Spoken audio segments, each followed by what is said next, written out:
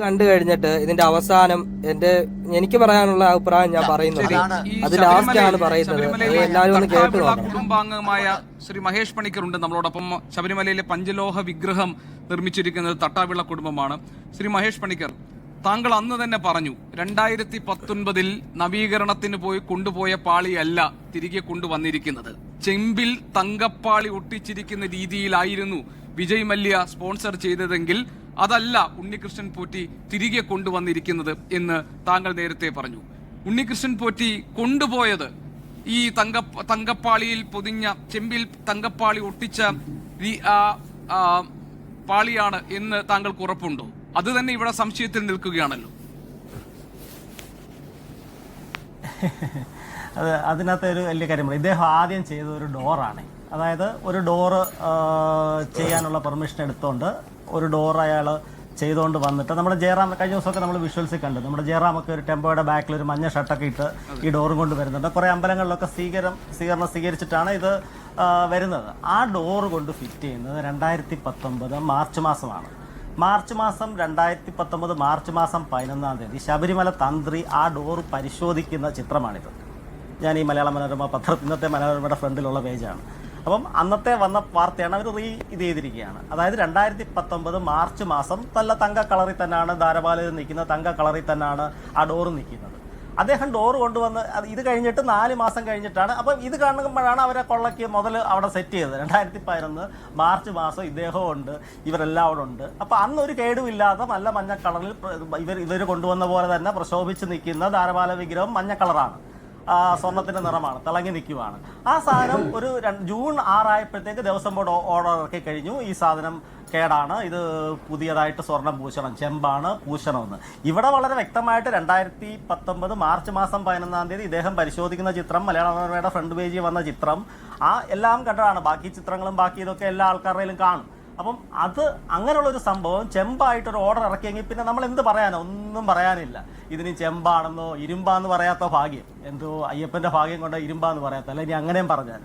കാര്യം അത്രയ്ക്ക് ഗുരുതരമായ വിഷയമാണിത്. കാര്യം ഇത് അടിച്ചു മാറ്റാനായിട്ട് തീരുമാനിച്ചതിന് ശേഷമാണ് ഇവരിത് ഓർഡർ ഇറക്കിയിരിക്കുന്നത്.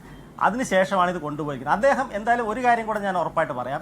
ഈ പറയുന്ന ഉണ്ണികൃഷ്ണൻ പോറ്റി ശബരിമലയിൽ വന്നിട്ടാണ് ഇത് കളക്ട് ചെയ്തുകൊണ്ട് പോയിരിക്കുന്നത്. കളക്ട് ചെയ്തുകൊണ്ട് അദ്ദേഹം ട്രാക്ടറിലാണ് താഴെ ഇറങ്ങിയിരിക്കുന്നത്. ട്രാക്ടറിൽ വന്നിട്ട് അദ്ദേഹത്തിൻ്റെ വാഹനത്തിലാണ് ഇത് വെച്ചുകൊണ്ട് പോയിരിക്കുന്നത്. 31 ദിവസം കഴിഞ്ഞിട്ടാണ് ഈ സാധനം ഈ സ്മാർട്ട് ക്രിയേഷൻ്റെ കയ്യിൽ ഇവർ പൂശി എന്ന് പറയുന്ന ആളിൻ്റെ കയ്യിൽ കിട്ടുന്നത്. അപ്പം എന്തായാലും താഴെ അദ്ദേഹത്തിൻ്റെ വാഹനത്തിൽ വരുന്നവരെ ഇത് ചെമ്പാകാൻ സാധ്യതയില്ല. അല്ലെ അദ്ദേഹം പറയുന്ന പോലെ ഇത് എന്താ പറഞ്ഞ മഞ്ഞ നിറമുള്ള സ്വർണത്തിൻ്റെ നിറമുള്ള ചെമ്പായിരുന്നു, അങ്ങനെ വേണേൽ പറയാം. അല്ലാതെ ഇത് ചെമ്പാണെന്ന് പറയാൻ ഏതെങ്കിലും ഒരു അപ്രൈസർ, സത്യം പറഞ്ഞാൽ നമ്മുടെ ജ്വല്ലറികളിലൊക്കെ ഈ സ്വർണ്ണപ്പണിക്കാരിങ്ങനെ ഉരച്ച് നോക്കി നിൽക്കാന്നുള്ളത്. ഇത് ചെമ്പാണെന്ന് പറയണമെങ്കിൽ അദ്ദേഹത്തിന് പറയണമെങ്കിൽ ഒന്നി കളറിൻ്റെ രീതിയിൽ പറയണം ഇത് ചെമ്പാണ്. ചെമ്പാണെന്ന് ഇവരെങ്ങനെയാണ് തീരുമാനിച്ചത്? ചെമ്പാണെന്ന് പറയണമെങ്കിൽ തന്നെ അതിനൊരു സർട്ടിഫിക്കേഷൻ വേണ്ടേ? ഒരാൾ പറയുകയാണ്, ഒരു ഗോൾഡ് സ്മിത്തോ അല്ലെങ്കിൽ ഒരു സ്മിത്തോ പറയുകയാണ് ഇത് ചെമ്പാണ്, ഇത് അങ്ങനത്തെ ഒരു സർട്ടിഫിക്കേഷൻ ഉണ്ടോ? പിന്നെ ആരാണ് പറയുന്നത്? ദേവസ്വം ബോർഡ് പ്രസിഡന്റോ തന്ത്രിയോ അല്ലെ മറ്റേ ആരും ഇത് ചെമ്പാന്ന് പറഞ്ഞാൽ ചെമ്പാകില്ല. അതിനകത്ത് ഉത്തരവാദിത്തപ്പെട്ടവർ പറയണം. ഈ ക്ഷേത്രമായിട്ട് ബന്ധപ്പെട്ട കാര്യങ്ങളെക്കുറിച്ച് പറയണമെങ്കിൽ അതിൻ്റെ ഉത്തരവാദിത്തപ്പെട്ട ആൾക്കാർ പറയണം. പണിയുടെ കാര്യം പറയണേ അതിൻ്റെ ഒരു പണിക്കാരൻ പറയണം, പൂജയുടെ കാര്യങ്ങൾ പറയണേ തന്ത്രി പറയണം, കണക്കിൻ്റെയും കാര്യങ്ങളൊക്കെ പറയണമെങ്കിൽ ഈ പറഞ്ഞ ദേവസ്വം ബോർഡ് ഉദ്യോഗസ്ഥർ പറയണം. അങ്ങനത്തെ കാര്യങ്ങൾ ഓരോരുത്തർക്കും ഓരോ ഉത്തരവാദിത്തമല്ലേ. ഇത് ചെമ്പാണെന്ന് ആരാ പറയുന്നത്? മഞ്ഞ നിറത്തിൽ കൊട്ട് കഴിഞ്ഞാൽ സ്വർണ്ണമായിട്ടിരുന്ന സ്വർണ്ണം ആണെന്നില്ല, മിന്നുന്നതെല്ലാം പൊന്നല്ല, അത് സമ്മതിച്ചു. പക്ഷേ ഇത് ചെമ്പാണെന്ന് പറയണേ അതിനൊരു ഓർഡർ വേണ്ടേ? ഒരു സ്മിത്തിനെ കണ്ട് പരിശോധിച്ചു, ഇത് വിജയമല്യ ചെയ്ത തട്ടിപ്പാണ്, ഇതിനകത്ത് മൊത്തം ചെമ്പ് മാത്രമേ ഉള്ളൂ, അത് പറയണ്ടേ? അങ്ങനെ ഒരു സാധനം ഇല്ലല്ലോ. ഇവരങ്ങ് തീരുമാനിക്കുകയാണ്, കുറച്ച് ആൾക്കാരങ്ങ് തീരുമാനം എടുക്കുന്നു ഇത് ചെമ്പാണ്, മഞ്ഞ നിറമാണെങ്കിലും ചെമ്പാണ്. ആടിനെ പട്ടിയാക്കുന്ന പരിപാടി, പട്ടിയെ പേപ്പട്ടിയാകും, തല്ലിക്കൊല്ലുകയും ചെയ്യും. പക്ഷേ ഇതൊരു ശരിയായ നടപടിയല്ല.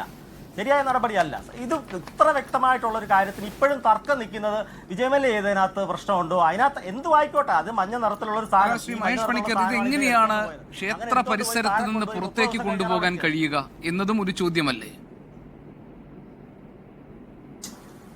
അതെ, ചെമ്പാക്കിയവർക്ക് ഇത് സ്വർണ്ണത്തിനെ സ്വർണ്ണ നിറത്തിലുള്ള സാധനത്തിനെ ചെമ്പാക്കിയവർക്ക് ഇത് കൊണ്ടുപോകുന്നതിന് എന്തെങ്കിലും പ്രശ്നമുണ്ട്? ഇദ്ദേഹത്തിന് ഇതിൽ റെസീറ്റ് മേടിച്ചിട്ടുണ്ടോ?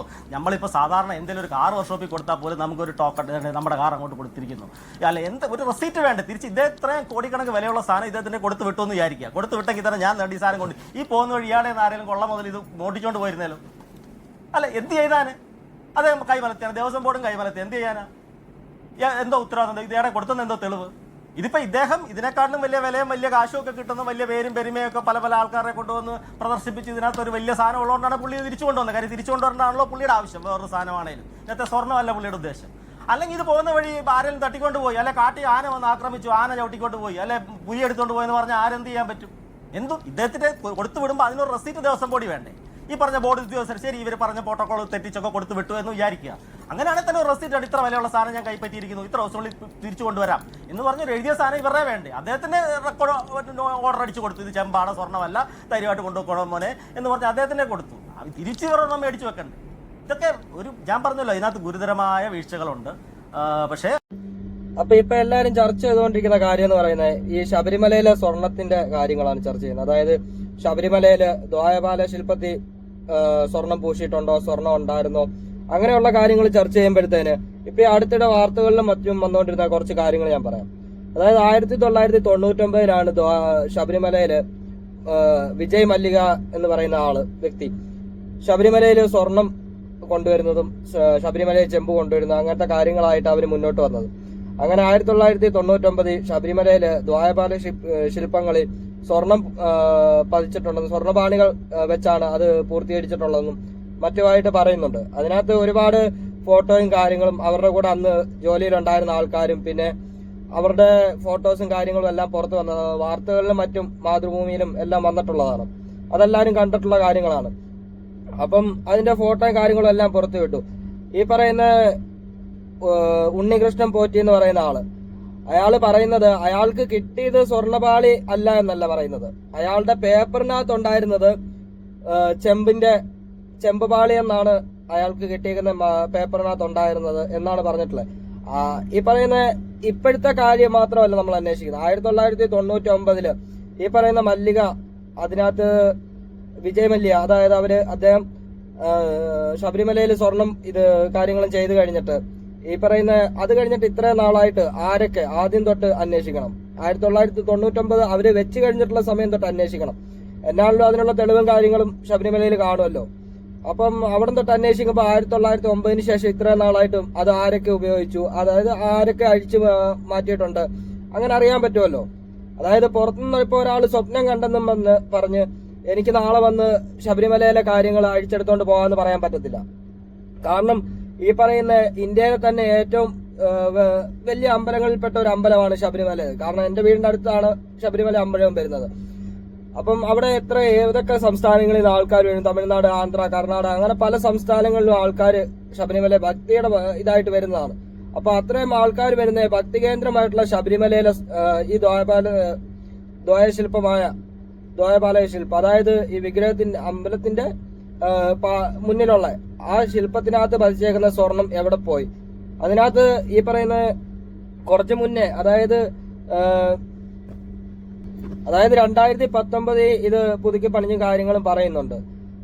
അപ്പോൾ ഉള്ള കണക്കല്ല ഇപ്പൊ ഈ പറയുന്ന ശബരിമലയുടെ നമ്മുടെ ദേവസ്വം ബോർഡ് പ്രസിഡന്റും മറ്റും പറഞ്ഞേക്കുന്ന ഈ 2025 അഴിച്ചുകൊണ്ട് പോയിട്ടുള്ള കണക്കുകളും കാര്യങ്ങളാണ്.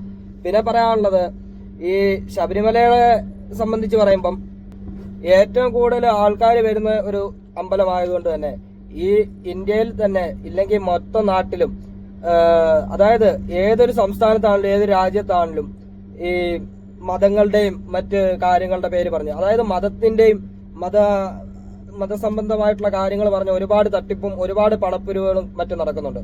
ഈ പറയുന്ന ഉണ്ണികൃഷ്ണൻ പോറ്റി എന്ന് പറയുന്ന ഈ ശില്പവും പിന്നെ അതിന്റെ കഥവും വാതിലും മറ്റും ഇവിടുന്ന് കൊണ്ടുപോവുകയും അത് കഴിഞ്ഞിട്ട് ആന്ധ്രയിലോ കർണാടകയിലോ ബാംഗ്ലൂരോ അങ്ങോട്ട് പല പല സംസ്ഥാനങ്ങളിലും മറ്റും ഇത് കൊണ്ടുപോവുകയും അവിടെയൊക്കെ പ്രദർശനമായിട്ട് നടത്തുകയും പിന്നെ ജയറാമിന്റെ വീട്ടിൽ കൊണ്ടുപോയി പ്രദർശനം നടത്തി, അങ്ങനെ പല കാര്യങ്ങളും പുറത്തു വരുന്നുണ്ട്.